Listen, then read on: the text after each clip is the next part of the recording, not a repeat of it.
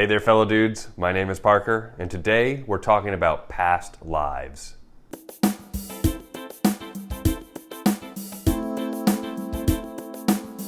Past Lives was written and directed by Celine Song, and it's actually her feature film directorial debut. And can I just say, what a debut it is. This movie hits on such an emotional and authentic level, filled with nuance and subtext.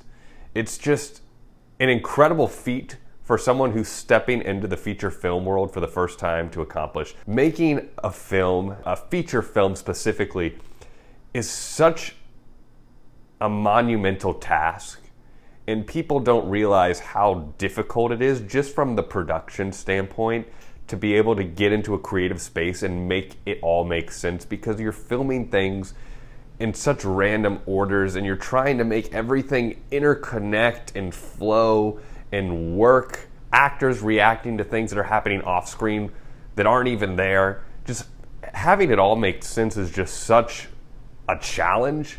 And for someone to come in on her first time and be like, I'm going to tear it up and I'm just going to make my film. Kudos to you, Celine. This is an incredible film. Let me first start off by saying that this is a haunting film full of melancholy.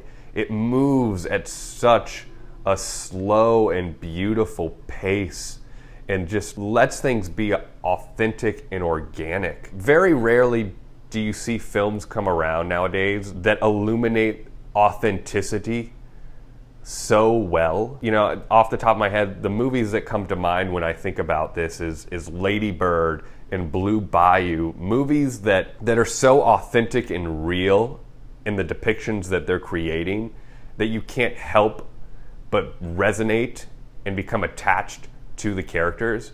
And this is not a large cast. This is not a big ensemble. This is a very intimate story between two, make it three people. Each three of these characters is so well written and thought out that you can't help but connect to each and every one of them for different reasons. And you can't help but see parts of yourself in each of these characters. The insecurities that we all have, the emotions that whirl up when you start thinking about the what ifs and the different possibilities of where my life is now and what it could have been had I gone in a different direction. This movie is all about asking the what ifs.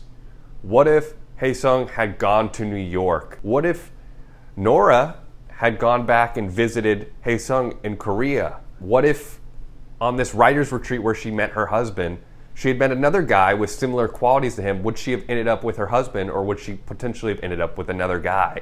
And it's these characters asking all of these what ifs about the possibilities, looking back on life and looking back on certain things and thinking, what would happen if I had gone in a different direction? And they're trying to make sense of that and resonate with that and all of the emotions that come with that. And it's really powerful because it never answers these questions wholeheartedly, but it's filled with such nuance that you're left resonating in all of that by the end of the film. Greta Lee, Teo Yoo, and John Magaro were all phenomenal in this movie. The performances were so layered. This movie is all about subtext. This movie is filled with gazes and looks at characters, away from characters, towards the ground, that say everything that's not being said. It's so profound because that's the way we as people interact. We don't say the things that we want to say, that are right there in front of us. We hold them in, we look away, or we look on at what we want, but we don't say what we want. And this movie is filled with that. It's almost overwhelming and suffocating at times, but it's handled so gently and so meticulously and with a lot of care, with someone who you feel like has been in this situation before. I don't know a lot about Celine Song, but I can't help but think that this movie has a lot of personal inspiration to create something so grounded and real. You can't help but think that real life circumstances were drawn from this film. As this movie was developing, I knew obviously that she was going to end up with another guy, and that was kind of the premise of this film.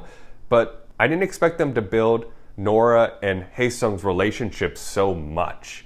I thought we would get the childhood interaction and then it would jump to present day, and we would get the interaction where he shows up and she's already married. But there's a whole middle part to this movie where Nora and Hae Sung are just interacting over Skype and Zoom calls, and they're really delving into their relationship, and it gives it another level of authenticity. It gives more life into this relationship, and I think it was a necessity to do that as well, because if you had just created this film where it was this childhood interaction and then they came back, I don't think it would have worked.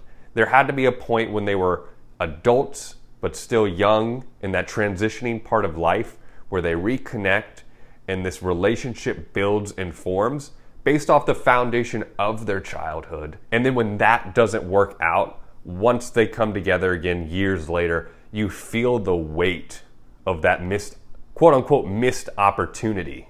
Greta Lee and Teo Yoo have phenomenal chemistry together as well. It's so natural and organic when the two of them are on screen. The interactions that they have with one another, the conversations that they have with one another, talking about their past and how the way that they viewed each other as children dictates the way they talk to each other and the way that they view each other today. I love that throughout this film, Hae Sung always is looking at Nora through the lens that he saw her in as a child. Because in his mind, in his view, she's always been and always will be that go-getter, that person that's always aspiring for big and great things. It's kind of reinforcing this idea of what he believes her to be, but not necessarily who she is anymore. And so this relationship is built off of the fantasy and the ideas of another person and what we construct them to be, and not necessarily the reality of who they are. I also have to say John Magaro as Arthur, the husband of Nora, is such a likable character as well. Everybody is a likable character, and you understand the emotions of each of our three main players. But Arthur is placed in this really awkward situation. And also watching this movie, I was like, man, they're investing so much time and energy into the relationship of these two. Am I even going to care about Arthur? Am I even going to care about the husband of our main protagonist? Every time he's on screen, he has such a presence and such a softness to his performance. It's really vulnerable, and he has maybe one of the most heartfelt monologues throughout the entire movie. It's just after Nora returns home and all of these insecurities of his relationship with Nora, of this past relationship. Does she find him attractive? Does she think he's limiting her? All of these insecurities that any of us as humans would get. And it's this beautiful monologue of, wanting to love his wife, but feeling like he's holding her back and letting out all of this vulnerability, all these insecurities. And he handles it so well and so delicately. And it's such a beautiful and emotionally resonating performance. You can't help but feel and relate to that. And even throughout the film as well, you still felt the love and connection between Arthur and Nora, even though they don't get nearly as much screen time as Nora and Hae Sung do. Another thing I want to talk about is the score. This has a beautiful score. The entire film is filled with these beautiful piano pieces that finds a way to balance itself between sweet and loving and haunting and somber. And honestly, just depending on what's being shown on screen is how that music plays and interacts. And it's such a fine line, and it's so beautiful and so well crafted. I really have to give praises to the score of this movie. I think without this score, it wouldn't hit quite as deeply. No matter what, this film is going to hit deeply, and it's going to resonate with a lot of people. But the score is something that just elevates it a little bit higher. Overall, this movie really hits all the marks. And I know that this film is not going to be for everybody. This is not a popcorn film. This is a love story. This is a drama. This is a genre film, in a sense. And still, I think if everyone goes into it knowing what it is, that it can emotionally resonate with so many people. So, fellow dudes, Past Lives is my favorite film of the year of 2023 so far. We've still got another half of the year to go, but it's going to be really hard to beat this one. Tell me what you think in the comments below, and make sure to like and subscribe, Dude Reacts and Fellow Dude, for more reviews like this.